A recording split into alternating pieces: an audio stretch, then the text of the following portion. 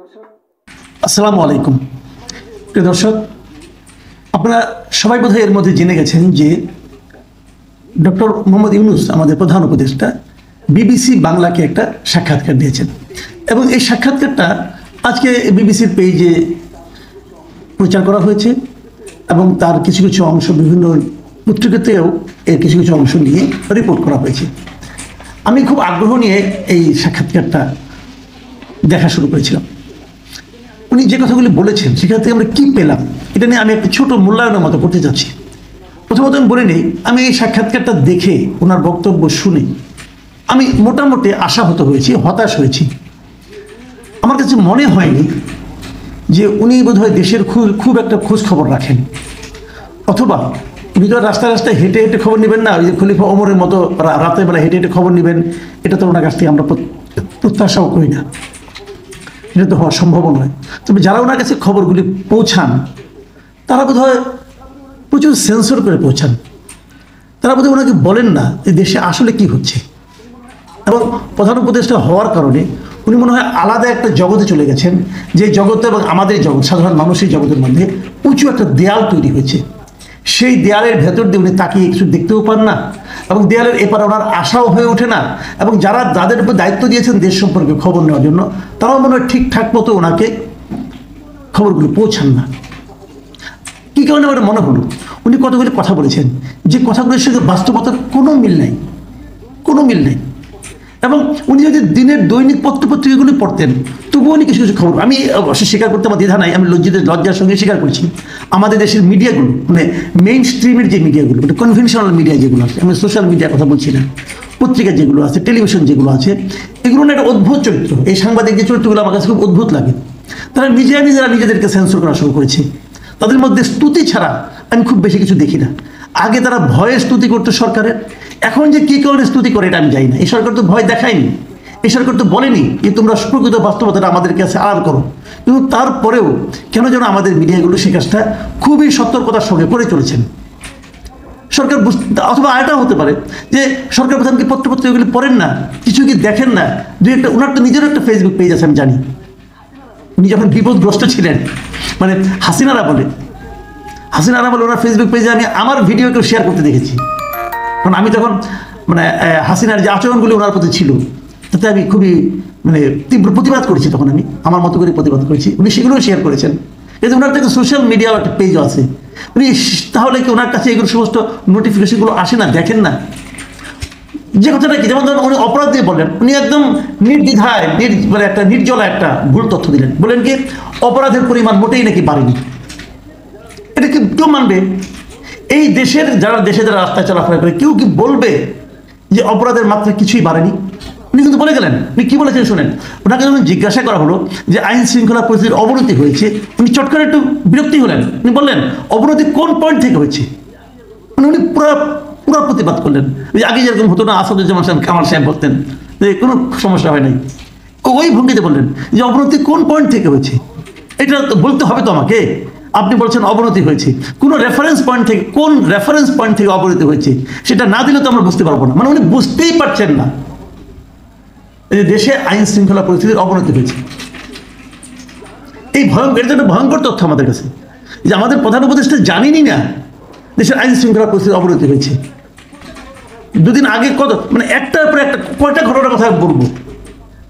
যদি আইন শৃঙ্খলা পরিস্থিতির অবনতি নাই হতো তাহলে রাত 3টার সময় আপনার স্বরাষ্ট্র উপদেষ্টা মিটিং করে নাকি এই খবর আপনি জানেন না? আমার তো মনে হয় উনি এটাও জানেন না। তো এই যদি হয় বাস্তবতা, তাহলে আপনি কী বলবেন? তাহলে তার কিছু বলার থাকে না। আবার দেখুন, আমি আরেকটা পয়েন্টে আসি। ওনাকে যখন জিজ্ঞাসা করা হচ্ছিল যে আপনি কি মনে হয় আপনি এ পর্যন্ত কতটা পরিবর্তন করতে পেরেছেন এবং এই পরিবর্তনটা কতটুকু ইতিবাচক হয়েছে দেশের, আপনি যে 6-7 মাস ক্ষমতা দায়িত্বে ছিলেন, কী করলেন? উনি বলতেছেন কি যে আমরা একটা ধ্বংসাবশেষ থেকে এসেছিলাম, তার নতুন চেহারা এসেছে, ভেসে উঠেছে, আমরা অর্থনীতিকে সহজ করেছি, দেশে বিদেশে আস্থা অর্জন করেছি। উনি বলছেন যে দেশের অবস্থা খুব ভালো। দেশের জনগণ যেটা মনে করে ডক্টর ইউনূস, আপনার কী মনে হয়? আচ্ছা বাদ দেন, আপনি দেশে বিদেশে খুবই আস্থা অর্জন করছেন, বিদেশের কথা বলতে পারবেন না, ওটা আপনি বলতে পারবেন। দেশে কি আপনি আস্থা অর্জন করছেন? আপনি নিজে একটু জরিপ করে দেখেন না এই দেশের মানুষের কাছে আপনার অবস্থাটা কোথায় এখন। এই দেশের মানুষ আপনার উপর কতটুকু আস্থা রাখে একটু চেক করে দেখেন। জাস্ট আপনাকে রিকোয়েস্ট, আপনি যে কোনো একটা বেসরকারি সংস্থা দিয়ে একটা জরিপ করান, দেশের মানুষ এখন আপনার সম্পর্কে কি বলে আর 6 মাস আগে কি বলতো।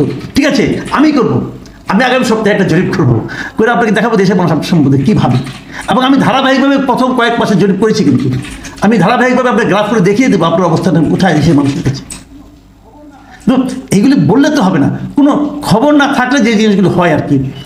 আবার ধরেন যে এই যে মব কালচার, তাকে কিন্তু এই প্রশ্নটা করা হয়েছে, এই যে মব কালচার হচ্ছে, গণপিটুনি হচ্ছে, একটা প্রশ্ন সুনির্দিষ্টভাবে প্রশ্ন করা হয়েছিল।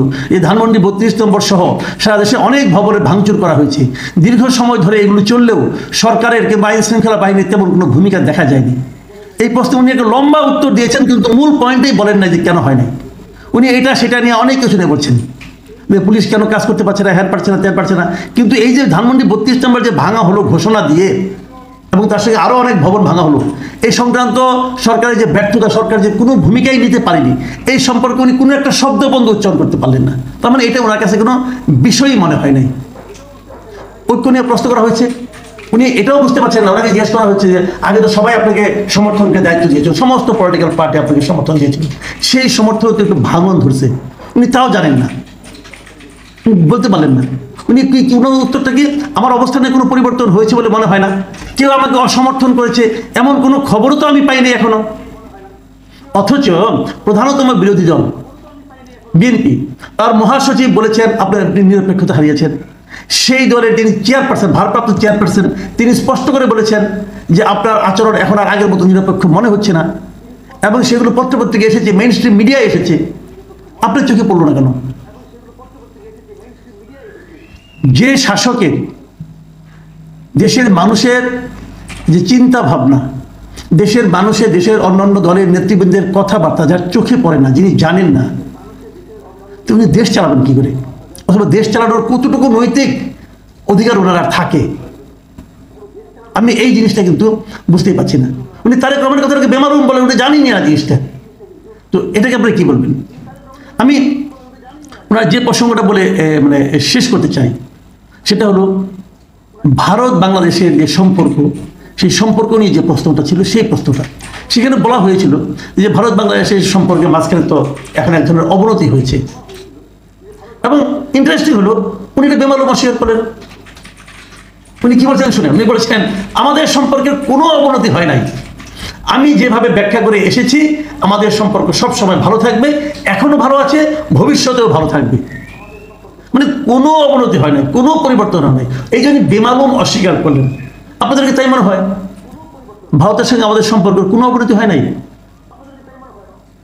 তাহলে এই দেশের লোক ভারতের টুরিস্ট ভিসা পাচ্ছে না কেন?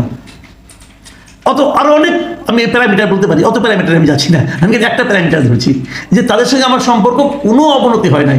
তাহলে ওরা আমাদেরকে